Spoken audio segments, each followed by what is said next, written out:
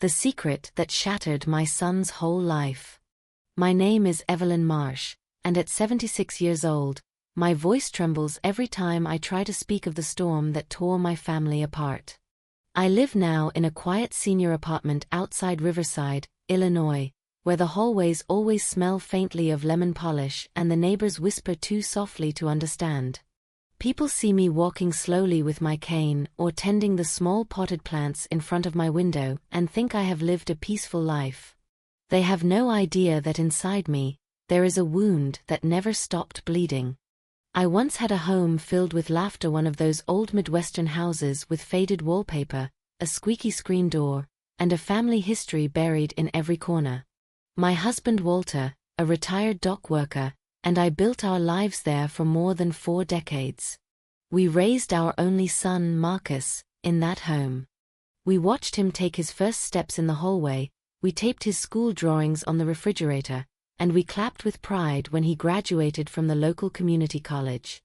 Marcus grew into a strong, steady man, the kind that holds doors for strangers and pays his bills on time, the kind of man any mother would be proud of. When he brought home Lily, a quiet young woman with soft curls and a warm smile, I remember squeezing his arm and whispering, "She's the one, isn't she?" He only blushed and nodded. They married on a mild October afternoon under the maple tree behind our house. The leaves were golden, the breeze gentle, and for a moment I felt like life had given me everything I ever hoped for. Soon after, they had 2 children, Timothy, an energetic little boy who never stopped asking questions, and Emma, a sweet girl with deep brown eyes who clung to her stuffed rabbit wherever she went. Our house turned into a place of endless noise, Timothy's footsteps thumping across the living room, Emma giggling as she toddled after him, Lily humming while washing dishes, and Walter repairing something in the garage while pretending to be annoyed at all the chaos. I would stand in the doorway sometimes just to take it all in, because I knew I was witnessing the kind of happiness some people chase their entire lives.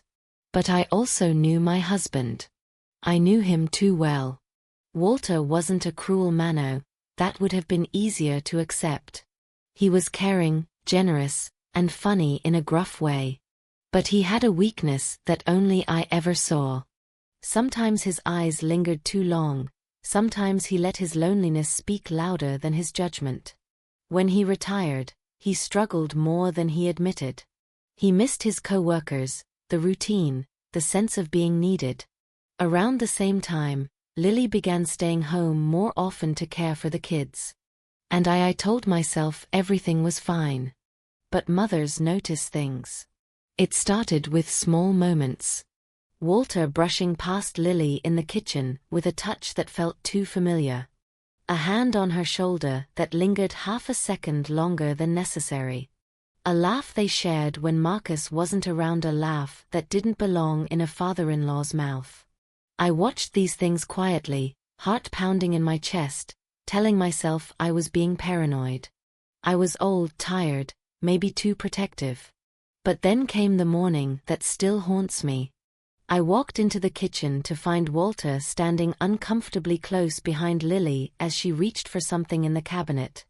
She stepped back a little too slowly, smiled a little too nervously. Walter, instead of backing away, adjusted her collar as if she were a child. She froze. I froze. My breath caught in my throat.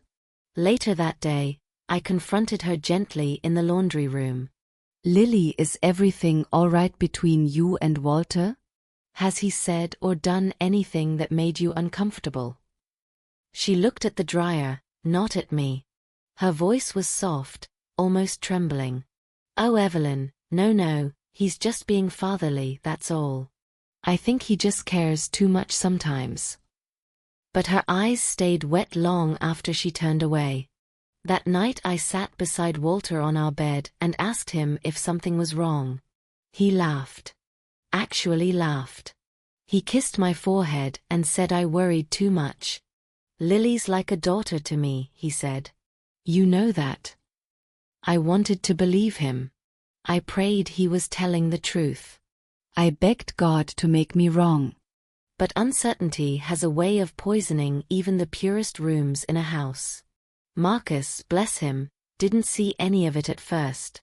He was so busy with work, was a machine technician at a local shop, that he never noticed Lily flinching when Walter entered a room, or Walter watching her too closely when she bent to pick up Emma's toys.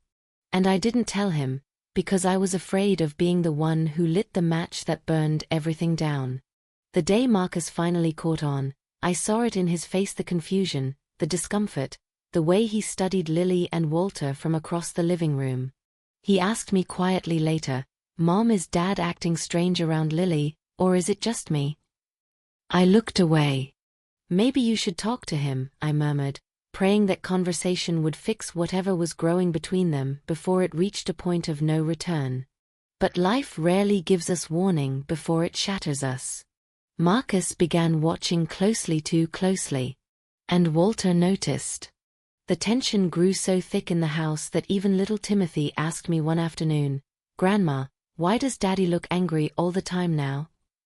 I wanted to answer him, but what could I say?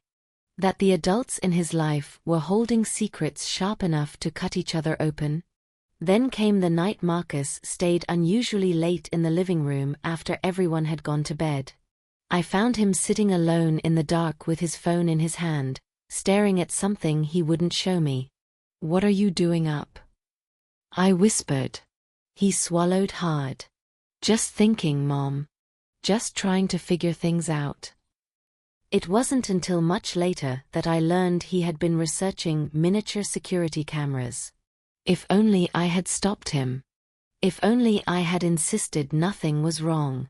If only I had told him the truth earlier, or forced Walter to confess, or prayed harder, anything to keep my son from opening a door he could never close again. But I did nothing. And because I did nothing, Marcus pushed deeper into his suspicions. And because he pushed deeper, our entire family was doomed. I wish I could tell you that Marcus' suspicions faded away, that he eventually convinced himself the unease was only stress, only exhaustion, only a son overthinking harmless gestures between his father and his wife. I wish I could say he let it go and that life fell back into place like the pieces of a puzzle pushed gently together. But once a fear has taken root inside a person's mind, it grows whether you water it or not. Marcus had always been a logical man, steady, methodical, patient. But in those weeks, I watched something change in him. His eyes were constantly alert, scanning every corner of the house, every interaction between Walter and Lily. He'd come home earlier than usual, linger in doorways without speaking, observe quietly from the shadows. Even the children sensed the tension. Timothy asked fewer questions. Emma clung to Lily with anxious little hands. Then came the evening I can never forget. Marcus entered the kitchen while Lily was preparing dinner. Walter stood near the pantry, far too close, offering some joke I couldn't hear. When Lily forced a smile at him, a tight, uncomfortable bend of the lips, Marcus' expression darkened. He wasn't loud. He didn't yell. But he looked at Walter the way a man looks at a stranger intruding into his home. Later that night, after we thought everyone had gone to bed, I found Marcus sitting on the couch with the glow of his phone illuminating his face. He wasn't scrolling absent-mindedly. I saw the sharp focus in his eyes. And before he quickly locked the screen, I caught a glimpse of something that made my heart drop. A page showing tiny devices with wide-angle lenses. Miniature cameras. I froze. My voice trembled when I said his name. "Marcus, what are you doing?" He didn't lie. That almost made it worse. "I'm looking for answers, Mom," he whispered. Answers. One of the most dangerous words in any family. I sat beside him, the weight of dread pressing into my spine. I wanted to tell him not to do it. I wanted to grab his hands and say, "Don't look for something you're not prepared to see." But I was too afraid of the truth myself. And fear is a powerful silencer. He bought the camera the next day. He didn't tell Lily. He didn't tell Walter. He didn't tell me. I only learned about it later. But even without knowing, I could feel something shifting in the air, like a storm inching closer, unseen but undeniable. When the small package arrived, Marcus opened it alone in the garage. The little device fit in the center of his palm, no bigger than a marble. It connected to his phone with a tap and streamed everything in real time. He tested the angle, tested the audio, tested the range. When he decided it was ready, he waited until the house was silent, until Walter was dozing in the recliner and Lily was giving Emma a bath. Then he placed the camera in the bedroom he shared with his wife. Right there, above the bookshelf near the window. Hidden by a ceramic plant pot I had given them for their anniversary. He told me later that his hands were shaking so badly he almost dropped it. Every night after that, Marcus checked the live feed the moment he had a second alone. Sitting in his car before work. Standing in the hallway pretending to look at messages. Sneaking into the garage while the kids were distracted. He watched everything with the hunger of a man desperate for truth and terrified of it at the same time. For the first few days, he saw nothing. Lily folding laundry. Lily reading Emma a bedtime story. Walter walking past the room without entering. Normal. Innocent. Harmless. If Marcus had stopped there, perhaps everything would have been saved. But suspicion doesn't surrender so easily. He kept the camera running. He kept watching. He kept losing sleep. And Lily kept drifting through the house like a woman carrying a secret on her back. Her smiles were thinning. Her shoulders slumped. Her voice grew quieter with each passing day. I wanted to hold her and ask what she feared, but I didn't because part of me already knew. The truth always leaves a scent long before it appears. Walter, meanwhile, had begun acting strangely too. He avoided Marcus, avoided me, avoided even sitting comfortably in his favorite recliner. He spent more time outside on the porch, his hands trembling around his coffee mug. He muttered to himself sometimes words I couldn't understand, but they carried guilt. I recognized guilt. I had been married to it long enough. Then came the morning everything changed. It was a Saturday. A gray spring morning with clouds hanging low and no breeze to stir the air. Marcus left early to drop Timothy off at his weekend class. I stayed home with Lily and Emma, folding towels in the living room, humming an old hymn under my breath. Walter walked past me and headed straight to the hallway. I didn't think much of it until Lily brushed by a moment later, carrying a shirt of Marcus. She looked nervous, too nervous for something so simple. My heartbeat quickened. I told myself I was imagining it. But a mother knows when something is about to break.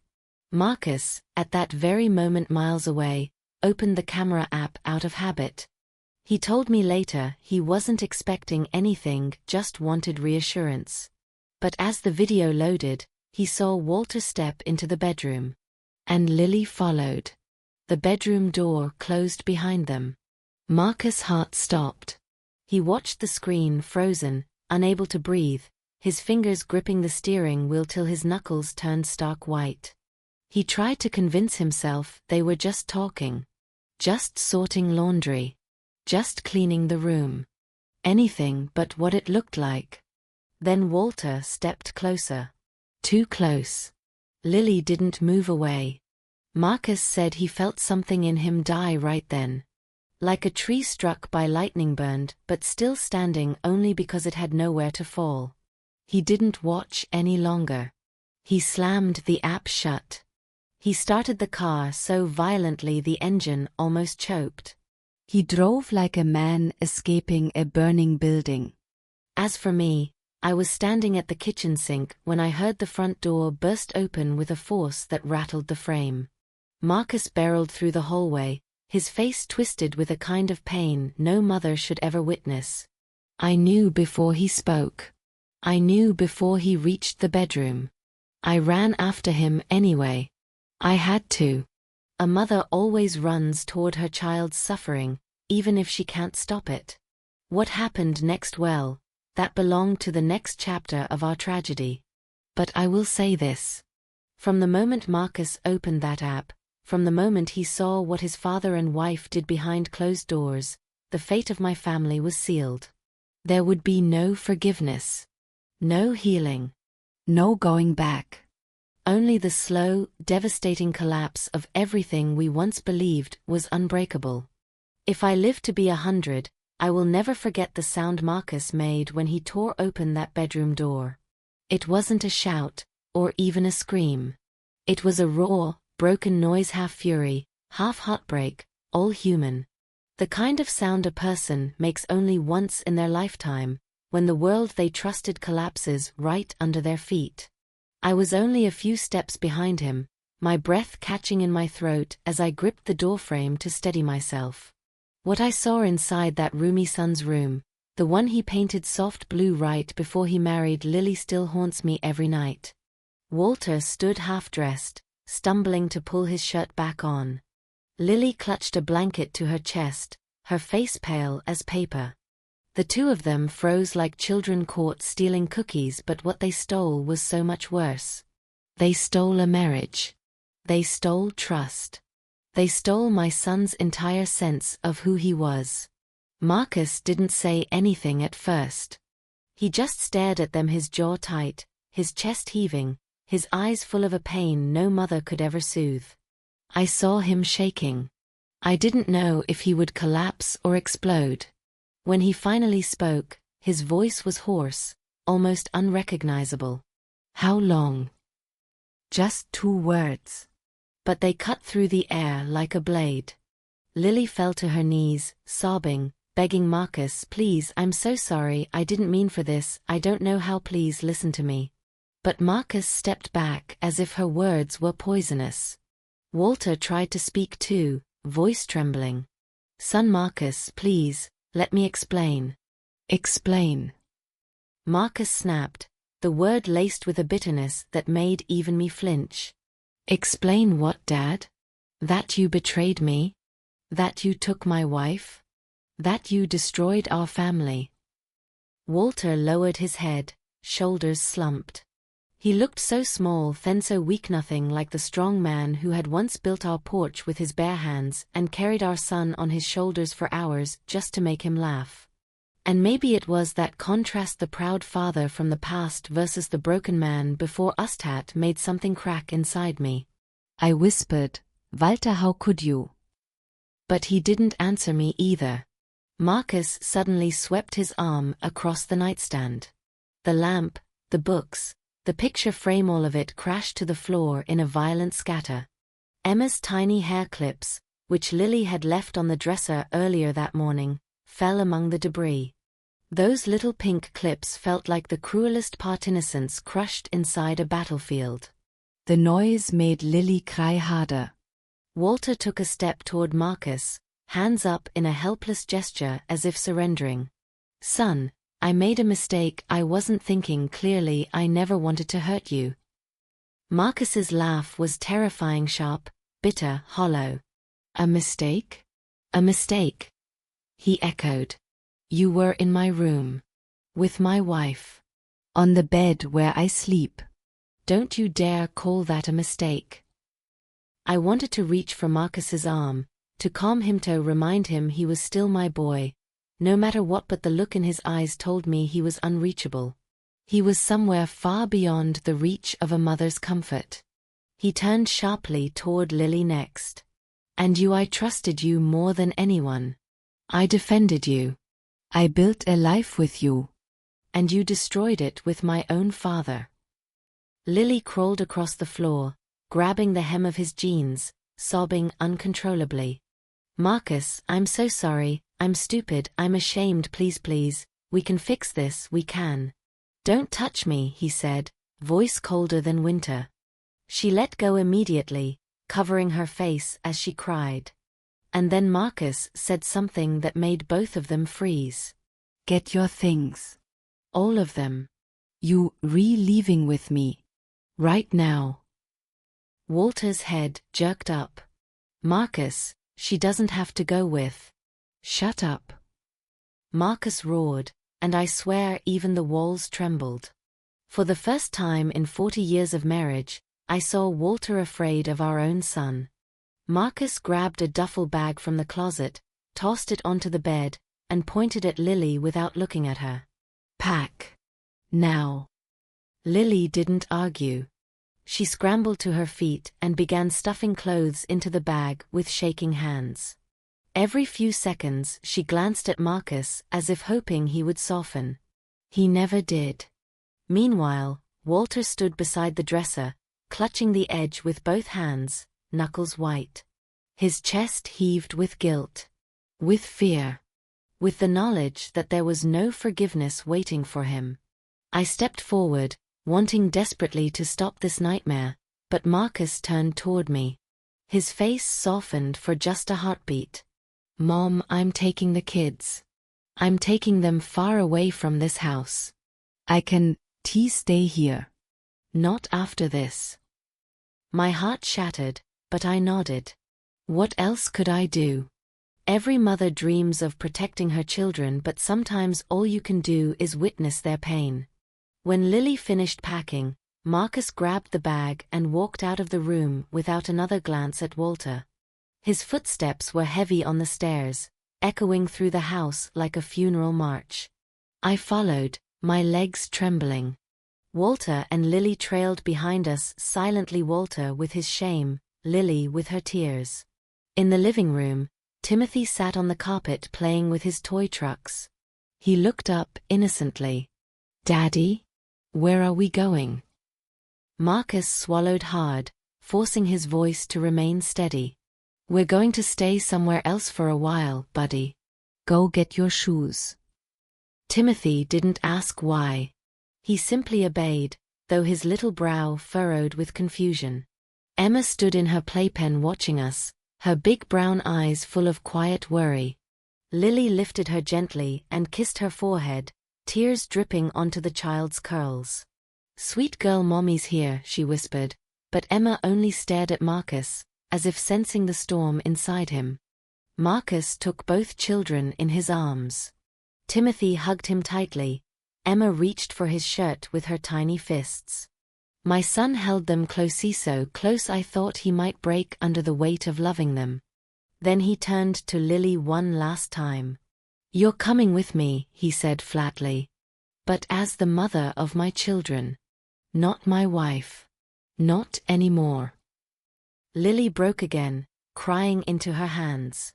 Walter stepped forward, but Marcus pointed at him, voice shaking with fury. "Don't say a word." Walter's mouth closed. His eyes fell to the floor. Marcus walked out the front door with his children. Lily followed, shoulders trembling. I stood in the doorway watching them disappear down the porch steps, the wind blowing leaves across the yard. Something inside me felt like it was tearing apart, thread by thread. When the door finally shut behind them, the house turned silent. Deathly silent.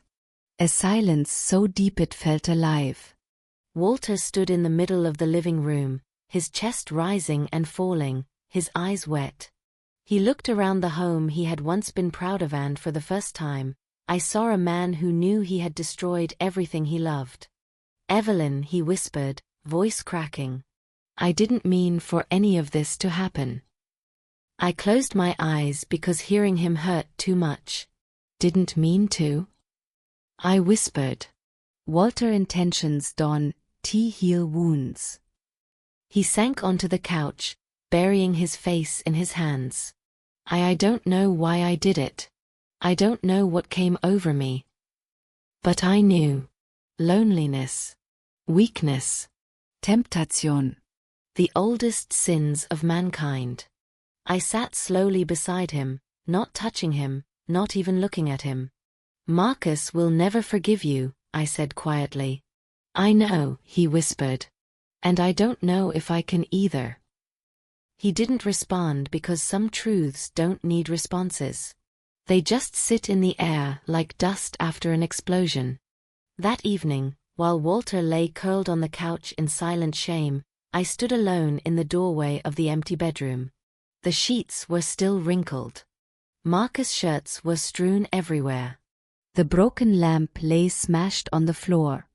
The air smelled faintly of cologne and tears. My heart felt like it was splitting open. This was the moment our family died. Not when the truth was caught on the camera. Not when Marcus burst into the room. Not even when he packed up the children and walked out. Nath death happened in the quiet aftermath, when the house had to face the emptiness left behind. I didn't know then how much more pain was waiting for all of us. The days that followed were nothing short of suffocating. When Marcus walked out that door with the children, something essential, something binding left with him. The house felt hollow. Every room echoed differently, as if the walls were suddenly aware of the betrayal they had witnessed. Even the air tasted strange, thick with guilt and the ashes of a life that used to be whole. Walter barely slept. He wandered from room to room like a ghost, touching the frames on the wall, staring at the empty playpen, sitting on the edge of the bed Marcus and Lily once shared. He'd reach out toward the bedspread as if expecting to feel his son's presence under his palm, then pull back quickly as though burned by the reality of what he'd done.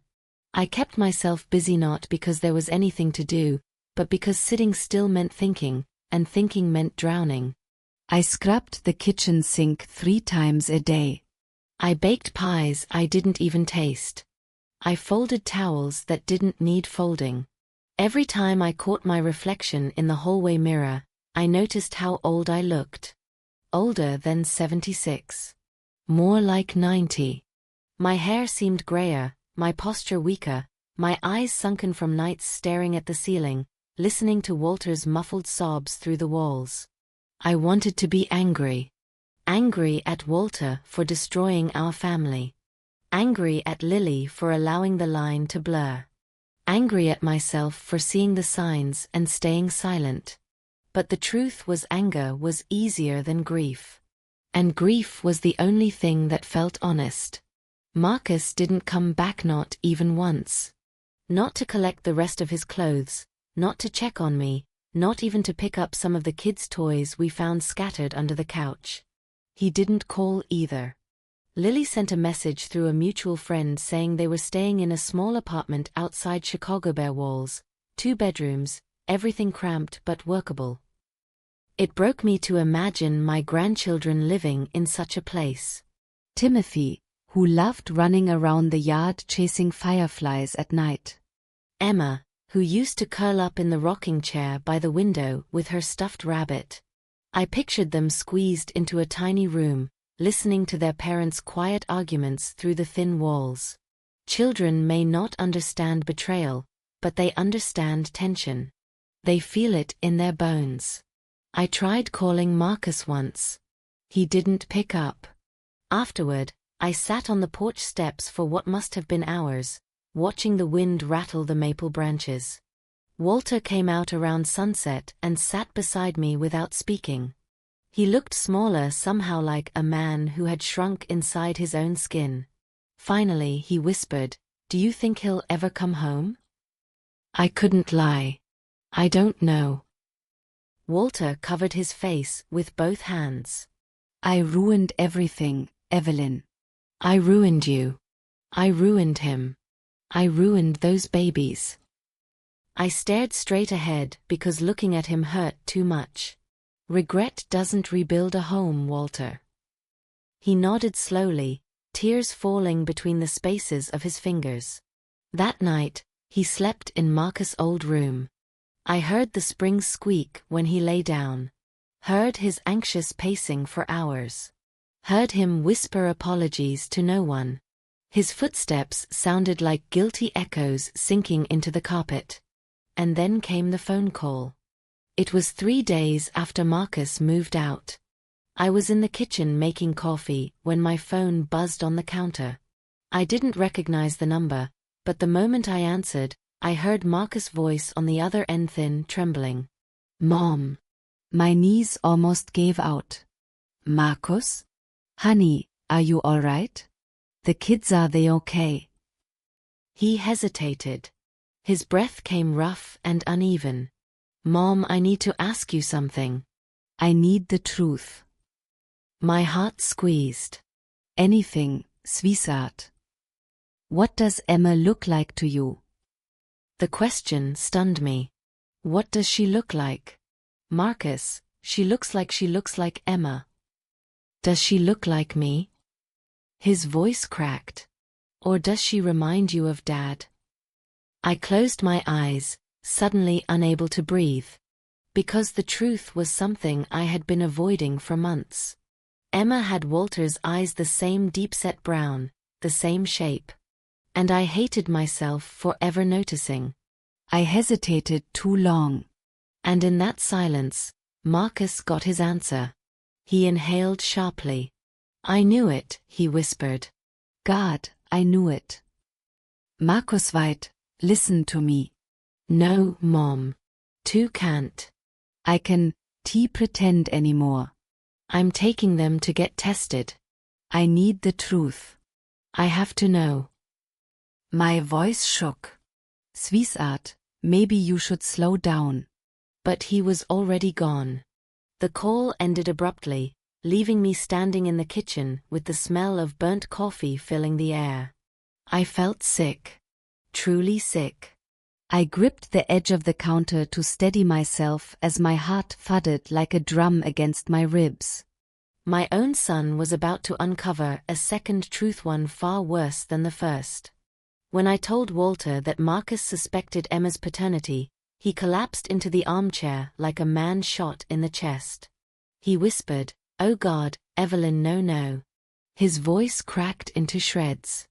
He cradled his head as though trying to keep it from splitting apart. I watched my husband, me flawed, broken husband, fall apart completely. For the next 3 days, Walter barely ate. Barely slept. Every time the phone buzzed, he jerked upright in panic.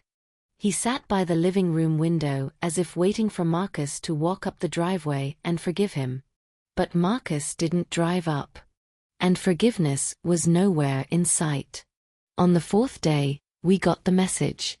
It was a single text from Marcus. "She's not mine." Walter exhaled a noise I had never heard before, a strangled, defeated gasp. Like something inside him snapped. He dropped the phone onto the carpet and pressed both hands to his chest. For a terrifying moment, I thought he was having a heart attack right then and there. But the heart attack would come later. At that moment, what I saw wasn't physical pain. It was the soul of a man realizing the full weight of his sin. That evening, Walter locked himself in the bedroom. I heard him crying full, unrestrained sobs, the kind that tear through a person from the inside. I sat outside the door with my back pressed to the wood, listening. I didn't know if I should go in. I didn't know if I had the strength. When he finally opened the door hours later, his eyes were red, his face hollow. He looked 20 years older. He said only one sentence, voice so faint I barely heard it. "I don't deserve to live under this roof anymore." But he stayed. What else could he do? Shame builds cages no one knows how to escape. Late that night, while Walter sat silently on the edge of the bed, I realized something terrible. Marcus discovering the affair had broken our family. But Marcus discovering Emma wasn't his. That shattered whatever little remained. The worst part was knowing the next tragedy was already on its way. I could feel it in the walls, in the quiet, in the trembling of Walter's shoulders. A storm was gathering. And none of us were prepared for how devastating it would be when it finally struck. I sometimes think the days after Marcus sent that message were the longest days of my entire life. I've lived through illnesses, miscarriages, money troubles, the death of my parents, even the quiet grief of watching friends fade away one by one. But nothing compared to the slow, suffocating collapse of the man I had married more than 4 decades earlier. Walter wasn't eating. Not really. He'd pick at food, move it around, take 1 or 2 bites, then set his fork down like it weighed as much as a brick. He barely slept. I'd wake in the middle of the night to find his side of the bed empty, the blanket untouched. He would be sitting in the armchair by the living room window, staring into the darkness outside as if he expected the night itself to deliver some kind of absolution. He aged in a matter of days. His shoulders hunched, his eyes dulled, the deep lines in his face seemed to carve themselves deeper each hour. The proud, stubborn man I had lived with for so long was dissolving before my eyes, piece by piece. But guilt is a relentless predator. It does not let go. Every time his phone buzzed, Walter flinched like someone had slammed a door. He began jumping at sounds he normally wouldn't notice: the creak of a floorboard, the clatter of a spoon falling in the sink, the neighbor's dog barking in the yard. He'd spin toward the noise with panic in his eyes, as if expecting Marcus to burst in and condemn him all over again. The worst part, though, was the silence. A silence so heavy it felt physical. A silence that settled on our house like an uninvited spirit. It hung over every room, every doorway. It followed us like a shadow. I tried to get him to talk, to say something, anything, but all he ever whispered was the same refrain. I ruined everything, Evelyn. I ruined everything. Sometimes I snapped. Regret isn't enough, Walter. It won't bring Marcus back. It won't fix what you did. It won't heal that child. He would nod, swallowing down tears, and say, I know. I know. Oh God, I know. But knowing didn't change anything. One afternoon, I found Walter sitting on the edge of the bathtub, holding one of Emma's tiny hair ties, the pink ones with the little plastic butterflies attached. Lily had left it on the bathroom counter weeks earlier. Walter must have picked it up without thinking. He stared at it like it was a relic from another life. Evelyn, he whispered, she's innocent. That baby is innocent. She didn't ask to be born like this. My heart twisted. No child asks to be born into pain, I murmured. He curled his fingers around the hair tie and sobbed. It was the most heartbreaking thing I'd ever seen. A grown man, my husband, weeping over the consequences of his own actions he could never undo. That night, the phone rang. It was Lily. Her voice was thin, shattered. Evelyn, can you talk to Marcus? Please. He's barely sleeping. He's angry all the time. He won't even look at Emma. He holds Timothy, but he won't hold her. He says he can't force himself to feel something that isn't real. Please help me. I closed my eyes, pressing the phone to my forehead as if trying to push away the pain. I don't know how to help him, Lily, I whispered. I don't know how to help anyone anymore. She cried quietly into the line. I listened, feeling every tear as if it were carving into my own skin. When I hung up, Walter stood behind me in the dim hallway, his face ghostly white. She called, didn't she? He said. Yes. What did she say? I didn't have the strength to repeat it. Instead, I told him, Marcus is hurting. Lily is hurting. The children are hurting. He closed his eyes like he was bracing for a blow. I wish I could take it all back, he whispered. But wishing isn't enough. And he was right. Wishing changes nothing. The next morning, I woke up to find Walter already dressed. His shirt was tucked in, his hair combed, but he looked pale, almost translucent. He stood in the hallway holding his car keys, staring at the front door as if it were a cliff edge. Where are you going? I asked. I don't know, he said honestly. But I have to see Marcus. I need to talk to him. One last time. My breath caught.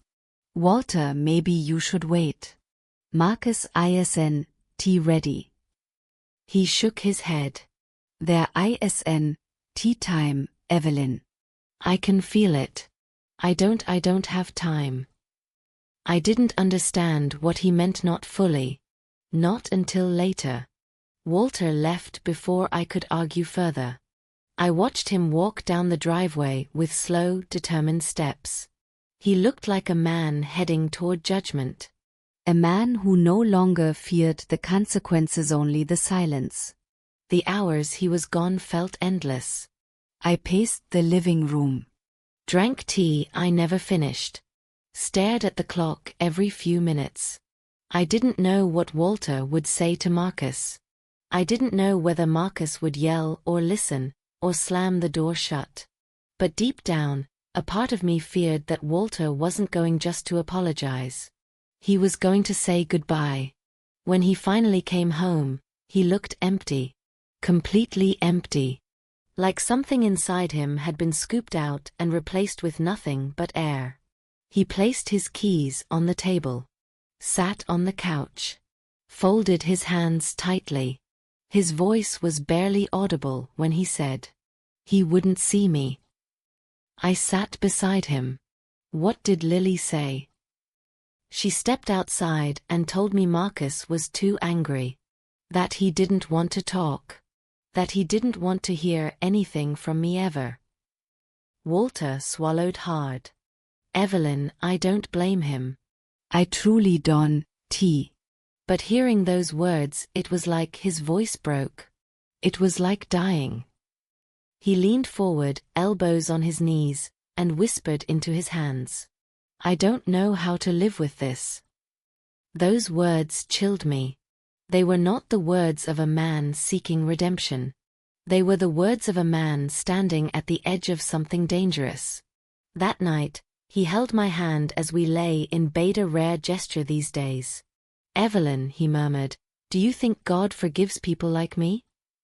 I squeezed his fingers. I don't know, Walter. But I know you have to forgive yourself first. He didn't answer. His hand trembled in mine. I didn't sleep at all. Not because he kept moving, but because he didn't move at all. He lay there silently, staring at the ceiling as if he were watching his whole life replay in the plaster cracks above him. The next morning, he made breakfast: pancakes, bacon, scrambled eggs. He set the table perfectly, like it was a holiday. He even put a vase of flowers in the center. I watched him with unease, knowing this kind of behavior wasn't normal. He sat down across from me. Smiled a soft, tired smile. A smile full of resignation. Evelyn, he said gently, thank you for loving me. Even when I didn't deserve it. My fork clattered onto the plate. Walter, why are you talking like this? He reached across the table and touched my hand. Because I want you to know it before it's too late. My throat tightened. Too late for what? He hesitated. Looked into my eyes with a sad tenderness I hadn't seen since we were young. I'm so tired, he whispered. So tired. I should have known. I should have understood what he meant. But grief makes fools of us all. I nodded slowly, thinking he meant emotionally, mentally. Not anything else. Not what came next. By sunset, Walter was gone. Not gone as in left the house. Gone as in never waking up again. Gone as in the universe closing its doors on him forever. Gone as in the final consequence of a guilt too heavy for a human heart to bear. I found him slumped back on the bed, the same exhausted, heartbreaking smile still faintly on his lips as if he had finally escaped the burden crushing him. The room was still. The air unmoving. His chest silent. I screamed so loudly my voice broke. I grabbed his shirt and shook him, begging, pleading, sobbing his name until my throat burned. My husband, me flawed, weak, human husband, had died under the weight of his choices. When paramedics arrived, I was still holding his hand. And when they pronounced him, something in me died too. But the nightmare wasn't over. His death was only the beginning of a new kind of misery. A misery that would swallow the rest of us whole. Walter's funeral was the quietest, loneliest service I had ever attended in my entire life. And I've attended many funerals, neighbors, relatives, church members, but nothing prepared me for the hollow ache of burying the man I had loved for more than 40 years. I had imagined I would lose him someday to old age, or disease, or the gentle surrender of time. I never once imagined I would lose him to shame, to guilt, to a heartbreak of his own making. The church felt too big that morning. The wooden pews stretched endlessly, each one holding the echoes of prayers from long before I was born. But on the day we buried Walter, those pews were nearly empty. Just me, the pastor, a handful of older men Walter had worked with at the docks so many years ago. They came out of duty, not closeness. But Marcus wasn't there. Lily wasn't there. The grandchildren weren't there. Their absence hung over the room heavier than the scent of flowers. As the pastor spoke about forgiveness and mercy, I clasped my hands together so tightly my knuckles turned white. I stared at the coffin and wondered if the man I married was somewhere listening, if he wanted forgiveness, if he deserved it, if he even forgave himself at the end. When the service ended and everyone left, I stayed seated for a long time. I didn't cry at first. I just felt empty. Like my body had been scraped out and filled with silence. It wasn't until the pastor gently placed a hand on my shoulder and whispered, "Evelyn, it's time to go, dear," that the tears came. Hot, uncontrollable, shaking my entire chest. On the drive home, the world outside the car window blurred together, buildings, trees, passing cars, all melting into streaks of muted colors. I don't remember unlocking the door. I don't remember walking inside. I only remember collapsing onto the couch, pressing my face into one of Walter's old flannel shirts, and sobbing until I couldn't breathe. For days, I wandered around the house in a daze. I'd catch myself setting a plate for him at dinner. I'd reach for his jacket when the air felt cold. I'd hear floorboards creak and look up expecting him to walk in.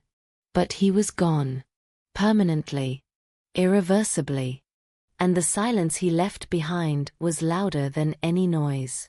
It took Marcus almost a week to call me. I had left him messages, gentle ones at first, begging him to talk to me, just to say he was okay. Then more desperate ones. Then finally nothing, because grief has a cruel way of making you afraid to reach out too much. On a rainy Thursday afternoon, my phone finally rang. His name flashed on the screen. My hands shook as I answered. Marcus. There was a long pause. Then his voice, quiet, heavy, hollow. Mom, I heard. My chest tightened. Honey, I wanted to tell you earlier. I didn't want you to hear from anyone else. He swallowed audibly. When did he? The night before last. Another long silence. Then, in a voice I will remember until the day I die, he whispered. Mom, I didn't get to say goodbye. I closed my eyes as tears fell. I know, sweetheart. I didn't get to talk to him, he continued. Didn't get to look him in the eye. Didn't get to yell at him. Didn't get to, I don't know, ask him why. I didn't get anything. His voice cracked. And now it is over. No, I said softly, it's not over. Not for you. Grief doesn't end when someone leaves, Marcus. It just changes shape. He inhaled shakily. Are you okay, Mom? I almost lied.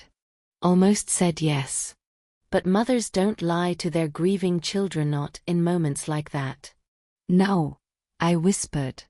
I'm not okay. He didn't speak for a moment. Then, and this broke me, he said, Mom, I don't know how to live with what happened. And I thought of Walter asking me the same thing before he died. I pressed my fist to my mouth to keep from sobbing aloud. Marcus, I said gently, what happened wasn't your fault. It wasn't Lily's fault. It wasn't even mine. It was your father's burden. His choices. His shame. He couldn't carry it. But you still can live a life. Your children need you. He exhaled shakily. Emma, she keeps climbing into my lap. She doesn't know why I hesitate. And I hate myself for it. She's just a baby. She didn't choose any of this. My heart hurt in a way I cannot describe. That baby loves you, I said. Because to her, you're her father. And love isn't biology, Marcus. Love is presence. Love is protection. His breath trembled. Do you really believe that? I do, I said firmly. With everything in me. He sniffed. I'm trying, Mom. I promise I am. And that's enough, I assured him. That's all you can do right now. We talked for almost an hour. About Walter. About grief. About the children. About how broken everything felt, but also how life still demanded he move forward, somehow. When we hung up, I sat on the couch and cried again, not because of pain this time, but because I could feel some tiny flicker of hope, faint and fragile as a match flame in a hurricane. A few days later, Marcus came to see me. It was the first time I'd seen him since the day he tore through our house like a storm. When he stepped through the door, he looked exhausted, dark circles under his eyes, shoulders slumped, beard untrimmed. But when he hugged me, I felt the boy he used to be. My boy. I'm so sorry, Mom, he whispered into my shoulder. I am sorry for leaving you alone. I'm sorry I didn't come sooner. I held his face in my hands. You came. That's what matters. We sat at the kitchen table, the same table where our family once shared meals and laughter. Now it was just the two of us, surrounded by ghosts. Marcus looked around. It feels strange being here without him. I know, I whispered. He nodded slowly. Mom, do you think Dad ever loved me? It felt like being stabbed. Oh, sweetheart. He loved you more than anything in this world. Then why did he hurt me like that? Marcus whispered. Because people are complicated, I said. Because weakness is human. Because your father made a mistake that grew into a disaster he couldn't control. But his love for you never changed. Not for a moment. Marcus lowered his head, tears falling onto the table. Then, softly, he said, Mom, I'm taking counseling. For myself. For the kids. For Lily too, if she is willing. Relief passed through me like warm sunlight. That's good, I said. That's the first step. He exhaled. Emma hugged me yesterday. I didn't pull away this time. And how did it feel? He wiped his eyes. Like maybe I can build something new. Something healthy. I smiled through my tears. That's all any of us can do. Before he left, Marcus walked into Walter's old room. He stood there silently, taking in the space, the bed, the dresser, the framed photographs. He picked up a picture of himself as a little boy sitting on Walter's shoulders. I hated him at the end, he said quietly. But I loved him for 30 years before that. That's okay, I whispered. Both can be true. He nodded slowly. Then he placed the photo back on the dresser and whispered a soft goodbye. Now, months later, I sit alone in the small apartment Marcus moved me into so he can keep a closer eye on me. The old house was too full of memories, too heavy, too dark. Sometimes I miss it. Sometimes I'm grateful I never have to walk those hallways again. Marcus visits with the children often. Timothy is growing tall. Emma laughs more now, pure, bright laughter. She calls me Nana. Each time she does, my heart lifts a little. Lily comes sometimes too. She sits quietly beside me, head bowed, remorse clinging to her like a second skin. But she is truly trying to rebuild what she broke. And Marcus, he's learning to breathe again. Slowly. Painfully. But steadily.